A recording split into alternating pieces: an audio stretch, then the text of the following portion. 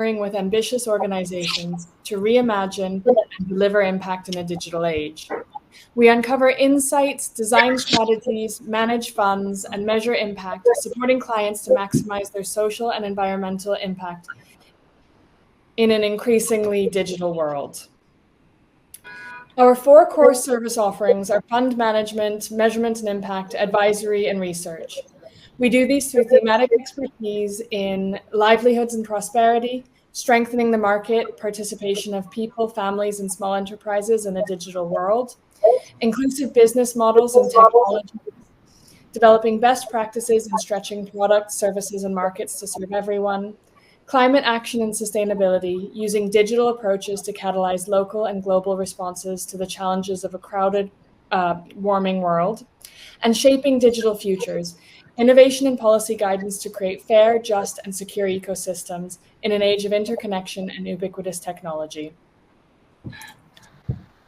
In this session, we'll be turning a spotlight on our latest impact evidence on digital financing and how it strengthens the resilience of microenterprises. Through our collaboration with Mastercard Strive, a global initiative launched by the Mastercard Center for Inclusive Growth and implemented by Caribou Digital, we've uncovered rich insights about the impacts of digital finance on small business resilience and brought together a panel of experts working on related topics to discuss critical design features that maximize the impact of finance products.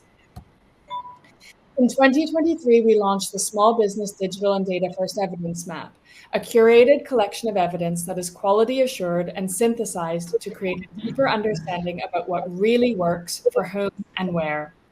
The evidence map allows us to design and deliver more impactful programs, understand our own results in context with wider evidence, and stay up to date with latest research and good practices in the sector.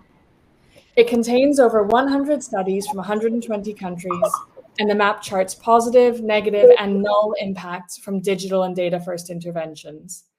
It allows users to identify and interact with the research, filter for different sub-themes that are relevant for their programs, and to easily visualize where there are gaps in the evidence base. When we turned to the evidence map to uncover insights around resilience and digital financial products, we found a number of positive trends. Firstly, in digital finance in recent years, it's providing new opportunities to close the nearly $5 trillion small business financing gap. For businesses struggling with traditional banks, neobanks, marketplace lenders, and other emerging financial institutions have expanded financial inclusion. For example, a recent CGAP study found that in India, 62% of FSP customers did not have access to similar forms of credit before receiving new digital loans. We've also found evidence that digital finance provides more variety in the types of financial services and particularly credit products that are available to small businesses. From traditional loans to marketplace lending, invoice trading, crowdfunding, and more, digital finance is offering new opportunities for micro businesses to obtain credit. Finance providers have also been able to harness the digital footprints that small businesses generate through their platform-based activities, including payment processing, e-commerce, and financial management tools. These footprints provide valuable data on financial performance, transaction history, and business operations. Lenders can analyze this data to assess a business's creditworthiness more accurately, potentially offering better lending terms and more affordable interest rates based on real-time data-driven insights. Finally, we also saw that digital finance providers, unencumbered by constraints of traditional banks, are creating products that are more tailored to MSE needs. This includes, for example, more embedded financial products or more relevant terms like dynamic repayment options that are tied to businesses' performance and cash flow patterns. Once small businesses have gained access to new financing, we've also learned that they are primarily using those funds for working capital, to manage day-to-day expenses and inventory and improve their ability to handle unexpected cash flow challenges. This is particularly essential for resilience during economic downturns, as improved access to capital provides an important buffer against shocks. Studies in the evidence map have shown that access to digital loans have multiple positive effects on small business growth and resilience. For example, in India, 80% of Fund FINA customers reported an improved ability to manage their finances. 90% reported that it led to an increase in money earned. 74% that it led to a decrease in financial stress after receiving loans. In Southeast Asia, 78% of DFS customers reported an increase in income as a direct result of receiving a loan. And in Nigeria, 80% of Save Brighter customers reported that new credit products from the Axion Microfinance Bank helped them to resolve financial resilience challenges. We've also learned that digital finance leads to a variety of additional positive outcomes for small businesses beyond just growth and resilience. In contrast to traditional banking channels, new digital banking players are often able to approve and disperse credit more rapidly. For example, in Colombia and Chile, a review of government-backed fast financing COVID-19 loans were essential in firms' ability to survive the pandemic. Customer-centric approaches are also common in digital financial services and support small businesses' financial navigation, often leading to higher business satisfaction levels. And finally, digital-first solutions, for example, mobile money loans, often provide women with greater control over their finances and improved women's economic empowerment. For example, a study from Uganda recently found that after 8 months, women who received microfinance loans on digital accounts had 11% more, or $70 more, business capital and 15% higher, $18 more, profits compared to those who received cash loans.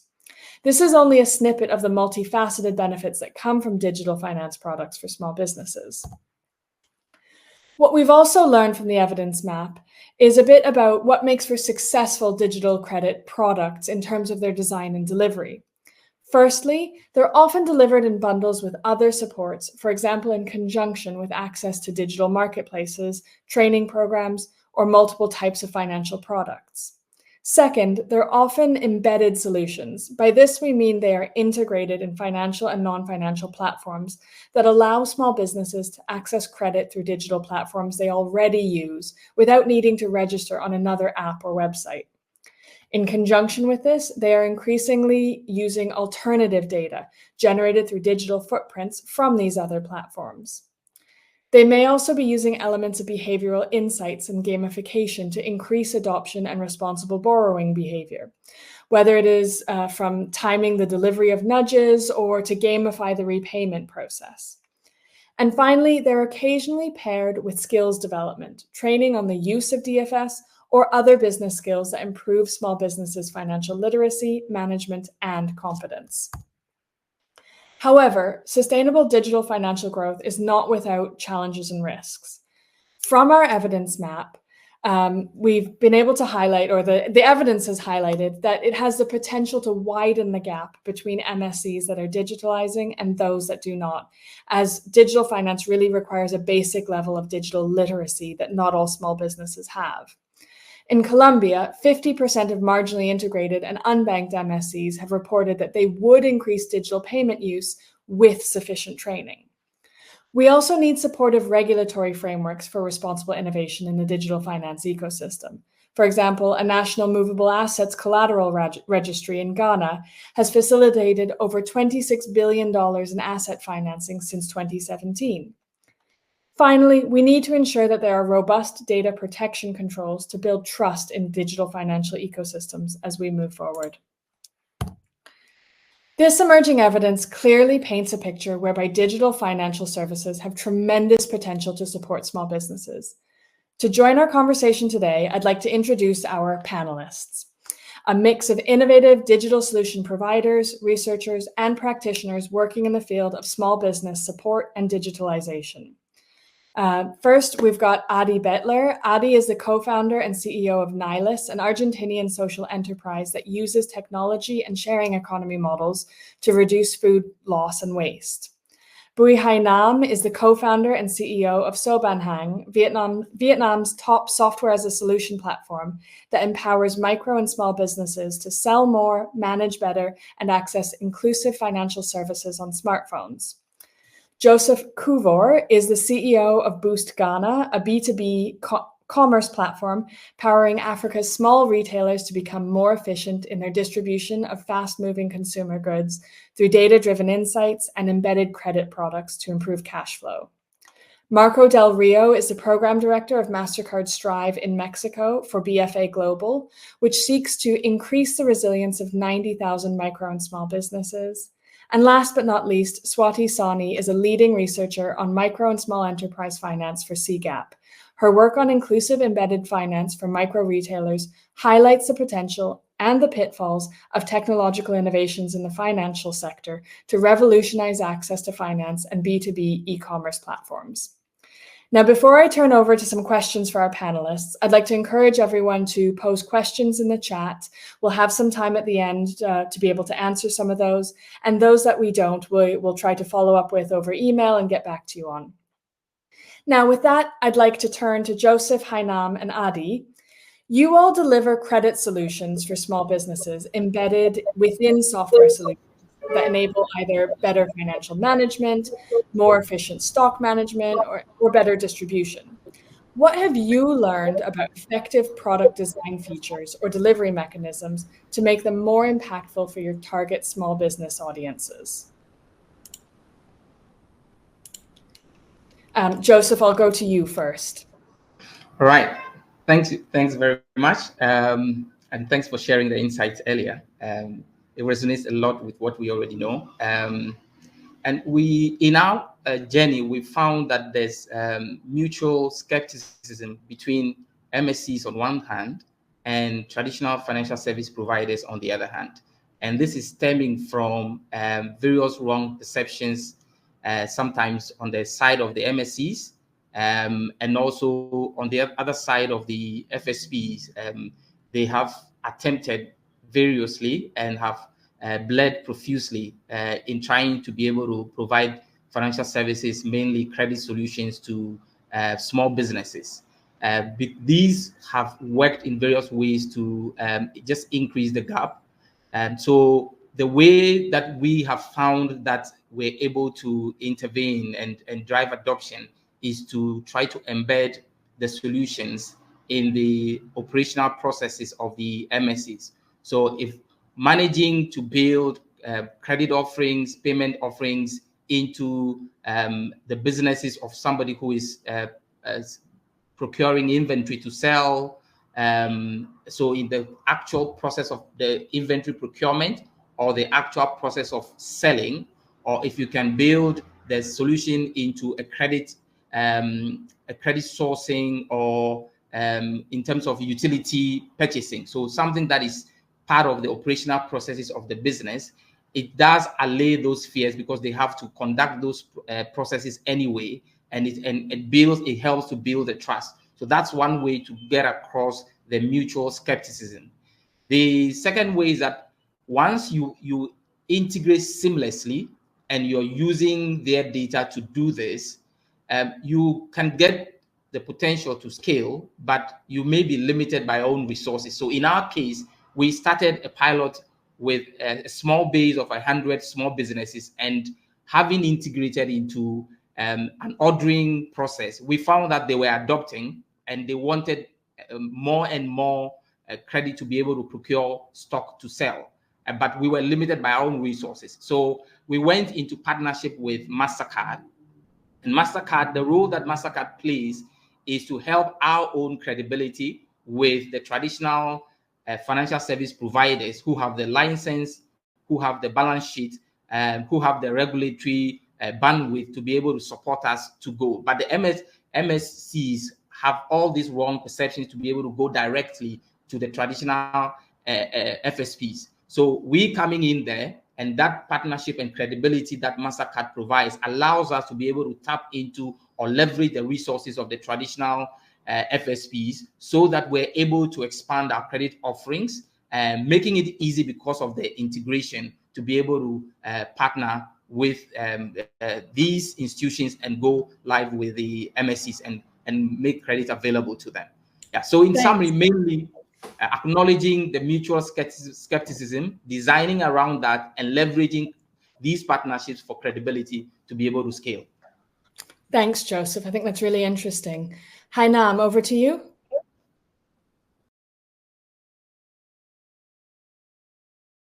Hainam, you're on mute. Okay. Hey, yeah. Yeah, sure. So one thing that we learn about building the product for these micro and small businesses, and I'm coming from the banks, so we cannot build the product to push to them, but we need to build the product to pull them. The reason is if we act like a bank and push to them, there's some certain reason that they cannot accept the product, or even that if we push the credit product to them, it's not the right product, not the right pricing, and even that's very high risk for lender. So that's what we learn. So through the process, that's how we build the pool product. I have three things. One is I totally agree with Joseph, because we are building embedded product, so we have to put in the right workflow, the right process. So this is the right process. The second is, in our cases, when we have the very small business to accept the credit, because they are selling on e-commerce, and while selling e-commerce, they are shorting of cash flow because the product is shipping on the customer and they cannot get back that. We use the data to decide what's going to be the credit level and what will be the amount that we should give to the customer. So the second point, we need to use their own business data to design the right product for them. But the first one is how to make it fast and easy for them to adopt. That's all about the pricing. And to avoid having a very high pricing that they cannot afford and make it very difficult for the business, we actually lower the price. By lowering the price means that we lower the risk. Lowering the risk by just giving them a very small amount of credit at first, so that make it easier for them to adopt the product, and we don't have to worry about the risk. So basically that's what we learned. We need to build the product in the opposite fashion, like the bank. So we need to pull the customer to us by having the right workflow, very convenient for them to use, having the right product for them, and have the right of very affordable pricing at the beginning. Thanks, Hainam. I think that echoes a lot of what Joseph was saying as well. Adi, over to you. Yeah. Thanks so much. And I'd like to focus on the word trust that you mentioned, and both Hainam and Joseph did too. In our case, we work inside communities with community leaders who are women who distribute essential goods for low-income customers in food deserts across Latin America. And the way we've designed our solution and we're scaling it is by, just like what Joseph's saying, embedding our own technology into the existing processes and customs of the community. So we're tapping into people who know each other, reputations that are at risk if somebody defaults, and then also principles from microfinance as well, whereby the entire community becomes the owner of the credit that is granted to them all.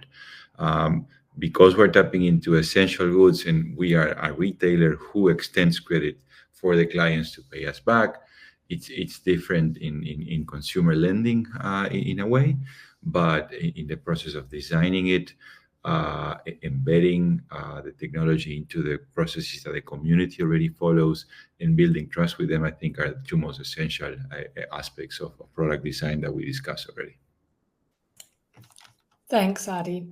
I mean, I think that really those elements of trust and risks and relationship building really sort of feed into a lot of the work that Marco and Swati have been doing.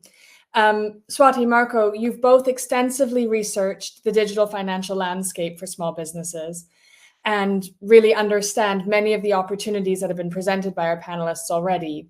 What do you see as the main challenges and potential downsides of embedded credit products for small businesses? And what should we be sort of on the lookout for or designing into products in order to mitigate some of these risks? Marco, I'd love to start with you. Thanks, Elise, and thanks for the opportunity for speaking here with you. Honored to be in this panel. So I'll start by saying that embedded credit products offer a really valuable opportunity to empower MSEs by providing quick and convenient access to financing. But as you mentioned, there's also comes with significant challenges that can undermine small business resilience if not carefully managed. One of the most pressing issues is, of course, the risk of over-indebtedness. If these products are not aligned with the business cash flows and growth capacity, they can quickly become a liability, and increasing the financial stress instead of reducing it. We have also observed that digital services and access to credit actually were instrumental in helping MSEs to adapt during the pandemic. However, women-led and smallest business remain disadvantages. They tend to be less digitized, more vulnerable to economic shocks. So for these businesses, it's more important than ever, right?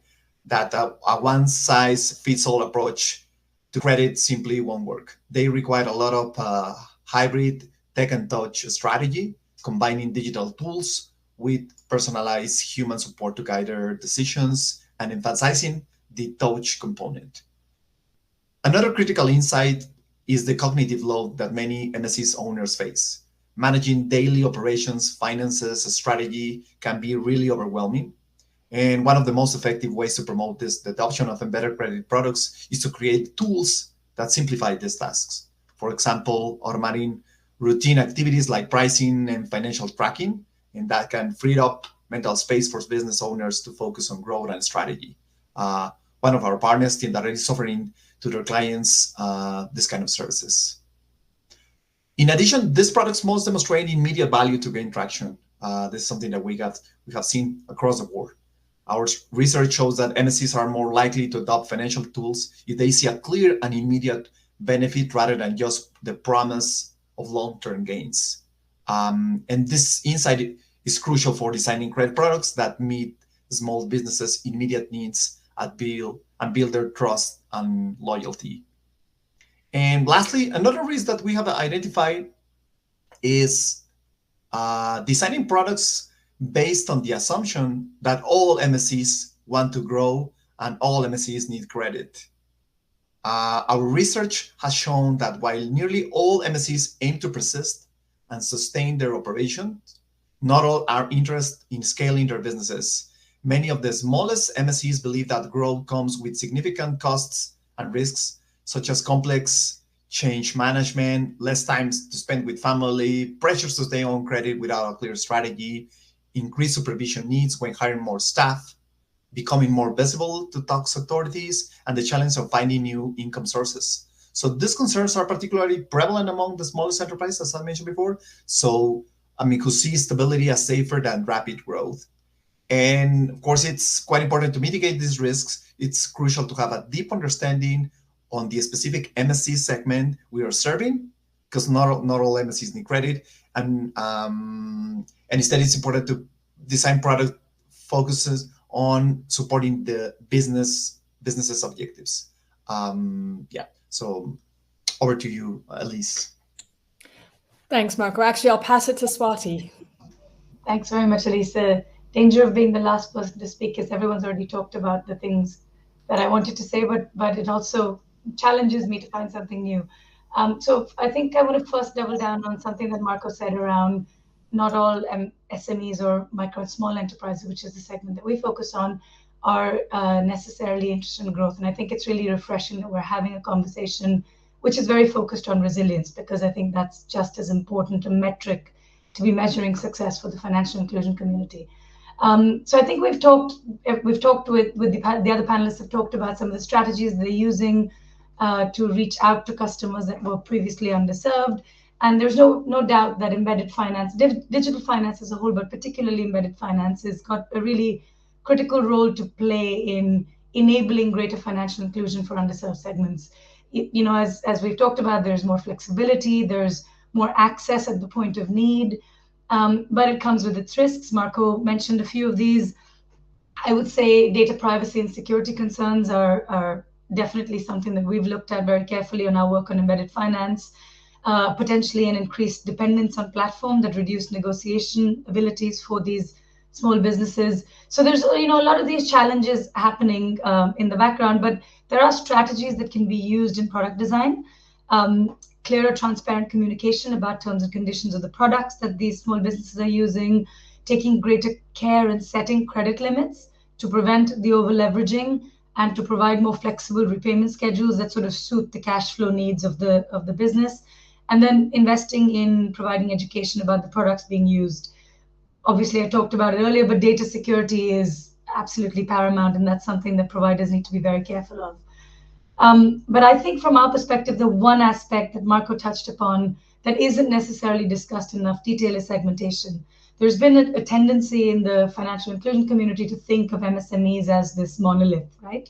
But they're not. Also, small businesses are not the same. They're very different, and we need to think about them in that way if we want to start addressing their needs and managing some of the risk. So by segmenting businesses on key characteristics such as size, industry, the location of business, their financial health, their growth stage, the nature of the owner, the motivation of the owner, we can do a lot better at managing some of the risks that come with all financial services, but particularly with digital financial services. So this could entail using segmentation to offer credit products with terms that match the financial realities of different types of businesses. So, a higher growth startup might need a larger credit line with more flexible repayments, whereas a smaller seasonal retail business might benefit from smaller short-term loans that's aligned with their cash flow cycle. Similarly, you can use segmentation to develop more nuanced risk assessment models, so stricter risk evaluations for businesses that are more volatile, and then stable businesses can enjoy potentially quicker access to credit. Segmentation can also be used, very importantly, I think, as some of the other panelists talked about, to bundle non-financial services, which are sector-specific. So Marco talked about this in terms of, what are some of the benefits that we can provide to these businesses and that they will pick up on very quickly. So cash flow management calculators for the service industry, or inventory financing options for retailers, just empowering these businesses to manage their finances more effectively. The most important aspect that I wanted to talk about, and again, this is something that Marco's already touched on, is segmenting on the basis of digital readiness or digital capability. And our research has indicated that actually this is absolutely crucial, because we risk, if we don't actually do that, we risk leaving behind the more vulnerable businesses, the women, the smaller businesses, the ones that aren't as digitally ready. And so effectively, we have the same problem all over again with digital finance that we did with traditional finance. And so it's very important that we think about the negative impacts of increasing this digital divide and try to build products that look at the digital readiness of each of these business customers where they are. So in summary, I think segmentation is a very critical aspect of responsible design of embedded credit, but more broadly digital finance products.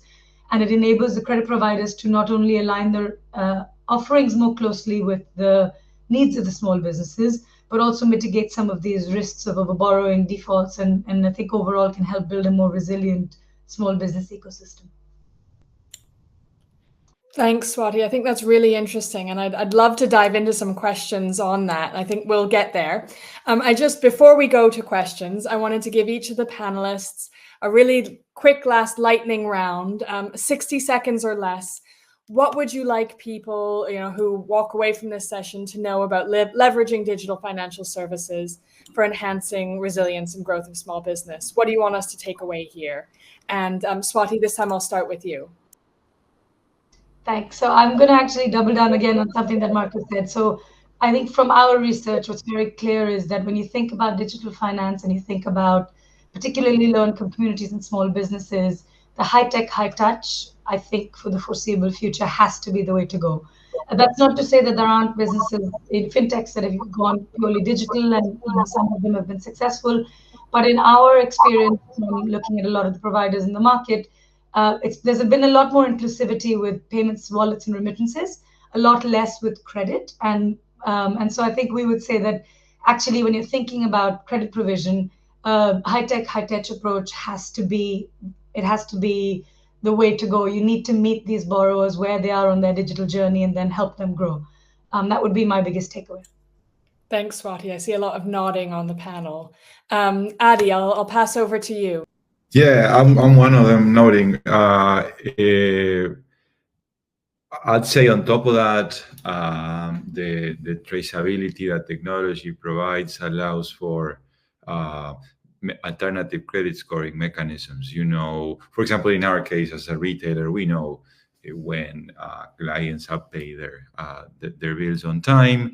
We can know that information 3 years back even. So by using technology and enhancing transparency, alternative methods of credit scoring arise, and those are super important as well to build that much needed trust in the community.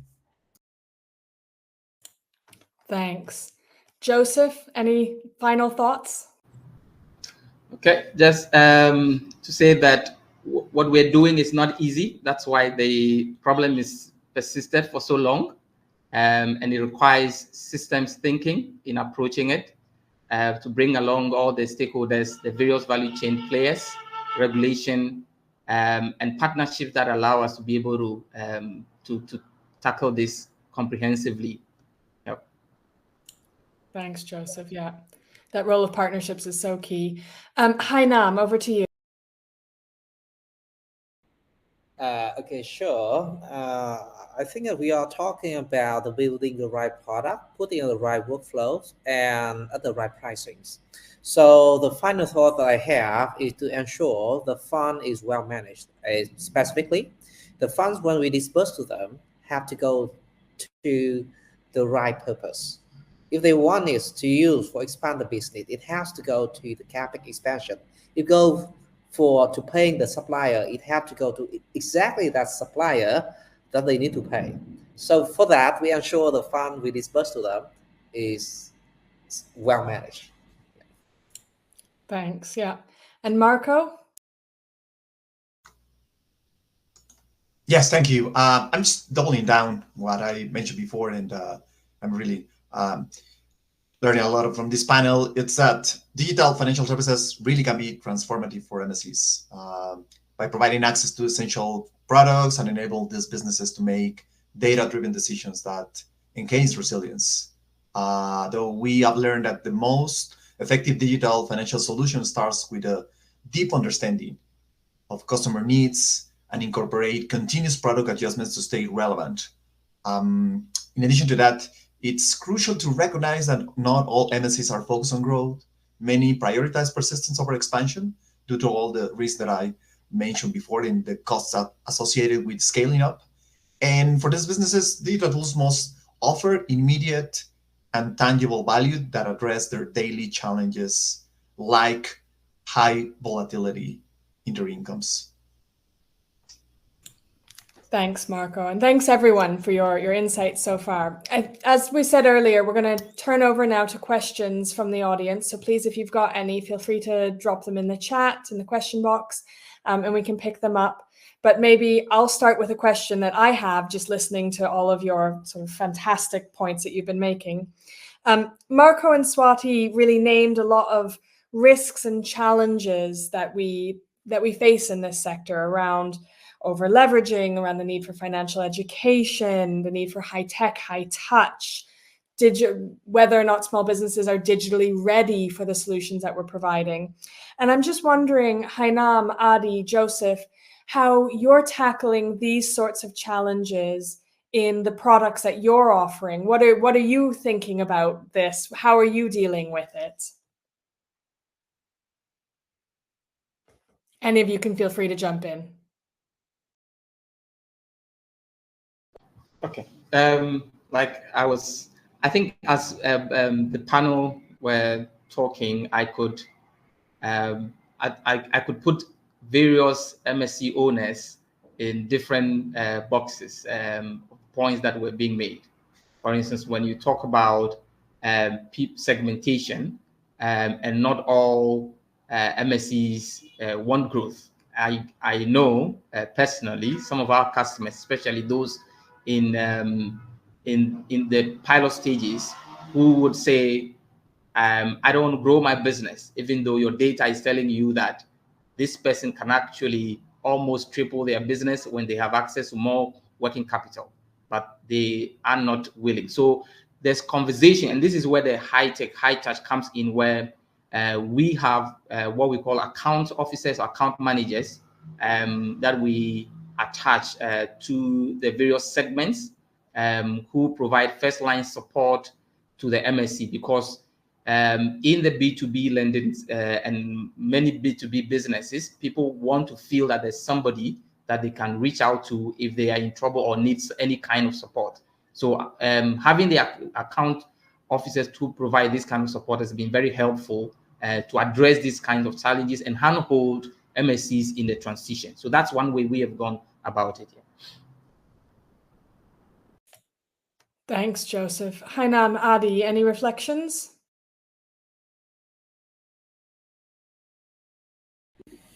Yes. So for us, again, I'm just doubling on my point about building the pull product rather than the push product. So for us, it's very important to build the SaaS or digital tool that the user can use on a daily basis.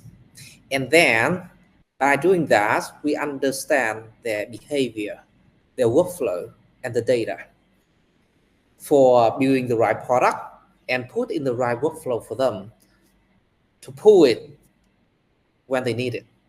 We are not trying to push the product to them like other financial institutions doing. Thanks, Hainam. Adi, anything you want to jump in with? Otherwise, I'm happy to jump. No? Okay, I can move on to another question. We've had one from the audience on, I think, everyone's favorite hot topic right now, AI and maybe to a lesser extent, blockchain.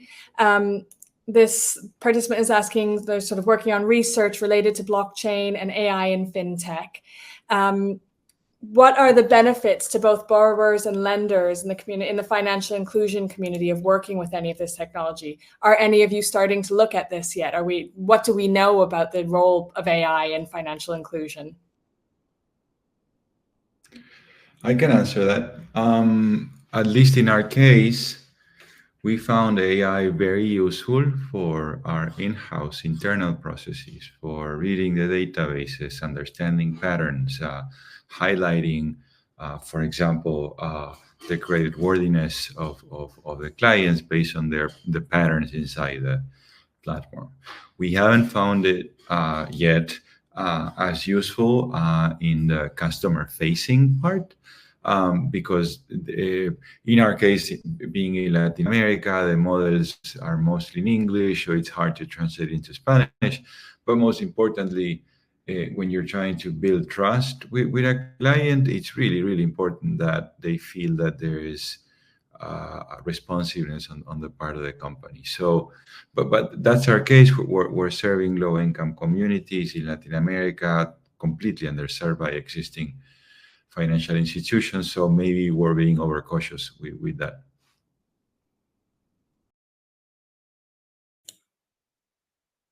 Yeah, it's very sort of cutting edge and probably better to stay on the cautious side than the over-experimental side. I think there's a lot of risks that we're also seeing with expanding use of AI right now. Yeah. Okay, great. We've got another question from the audience, that small businesses often face pressure on their margins, which are exacerbated by external shocks, such as supply chain disruptions, increasing interest rates, especially in emerging markets. Do any of you have any examples where you can provide where this pressure has been actually eased by using innovative digital finance products?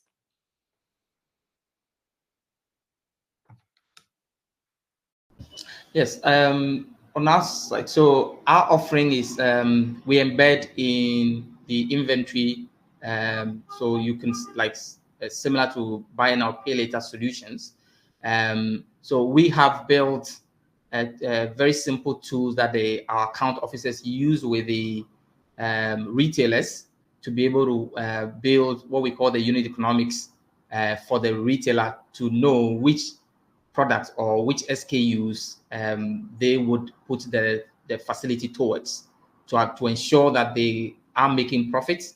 And if we see that the unit economics doesn't work, then we will not advise the retailer to take the stock. So that's one way that we've done it. So we have this simple tool that says your cost is this, your margin is this. This will build in the cost of the facility you're taking. Will you be making profit or will you be breaking even? And then have a conversation with the retailer before they proceed to take the facility. Thanks, Joseph. We've got another question about how different sort of providers are, if we've got any knowledge about how different providers are using alternative data without breaching data privacy requirements. I think, Swati, you mentioned the importance of data privacy and security here. How, Hainam, Adi, Joseph, how are you managing to use any of the leverage the platform data that you're getting from where your services are embedded or sharing it with financial institutions in order to provide loans or to provide credit? Yeah, so in our case, we use our data to have the financial institution build the model. That data is actually sample data, it's not the real data, right? So we have thousands of sample data point shared to the financial institution for them to build the model. And after that, we bring that model to our own product and the customer. We run that model against our existing customer data, and to provide the to calculate the loan eligibility and tell the customer, hey, you're eligible to get to that loan, and that's some certain product. As you agree to take that loan, if you take that loan, you need to share some certain data to the bank. If yes, they want to take that loan, then proceed the data sharing with the seller consent. So this is what we do here in Vietnam.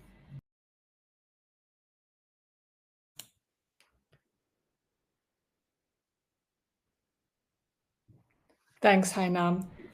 I'm going to guess no one else wanted to jump in on that. I guess I've got another question that I was going to jump in with. I was wondering if you had any insights on sort of what sort of regulations or regulatory practices have worked in the different countries where you have different focus that has enabled more innovative financial solutions to happen. What sort of regulations are moving the industry forward, and what is holding you back?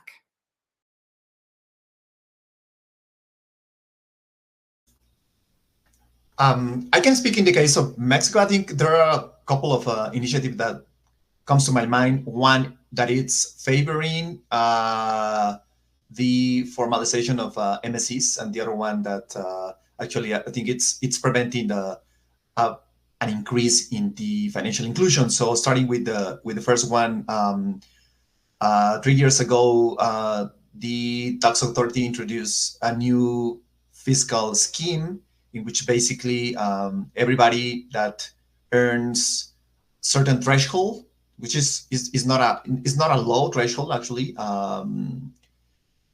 should be taxing just 1% of their total income, and that's allowing a lot of MSCs to start taxing and formalize for the first time in their lives. And from the other side, it's what is preventing a broader access to financial services is the open banking and open finance regulation. So back in 2018, Mexico unveiled its fintech law, but nowadays they're still pending how they will be connected, how the financial service providers should coordinate among themselves to put in the table their APIs so they can access the information. So that's still pending to be unveiled 6 years from that fintech law. If I could just add to this, Elise, I think Marco raised a very good point. So there's sort of, I think what we're seeing in the regulatory landscape is two sides. There's one where they're trying to build regulation that will encourage providers to provide finance in a way that's more accessible to these small businesses, but low-income communities as a whole. And a lot of that is happening through regulatory sandboxes, and as Marco suggested, right, just trying to come up with innovative regulation. But it's difficult because, especially in the case of embedded finance, very often they're regulating an entity that wouldn't traditionally have been considered a financial services provider. So it's very tricky. The other thing that we're seeing with a lot of regulation is that they're trying to do a lot more around this data privacy and security issues. So they're looking at building stronger data protection infrastructures and building, stronger laws around data security and privacy. Because as Adi alluded to earlier, actually the biggest issue that we're encountering, and I think we'll continue to encounter, is around consumer trust. So I think the regulator has a very important role to play in building systems that enhance and encourage greater trust in these providers. So we're seeing some movement in I guess both areas. That's not to say there are some regulators that aren't getting it, completely, where they're going sort of overboard in terms of the regulation and management of the space. But we are seeing definitely some interesting movement both spaces. Yeah. Thanks, both. That sort of concludes the time that we have available today. I'd like to thank all of our panelists for your insights and expertise. I think we've done a great job today raising awareness how digital and data-first solutions can help address the financial challenges that small businesses are facing. I'd like to thank the audience for your participation and your great questions. I think that was a really enjoyable session. And just a reminder to everyone that Caribou Digital has produced similar evidence syntheses on digital tools, including AI and women's economic empowerment, digital financial services, and even on geospatial tools. But you can check out our evidence map on small businesses on the Mastercard Strive website, where we share insights and evidence that help small businesses to build resilience and grow. We'll be releasing an update of the evidence map at the end of the month with 30 new studies, so please keep an eye out for that. You can follow Caribou on LinkedIn or sign up for the Strive community newsletter if you want to know more. And of course, you can connect with any of our speakers as well through the Financial Inclusion Week platform or on LinkedIn. Thank you very much, everyone, for your time today. Thank you.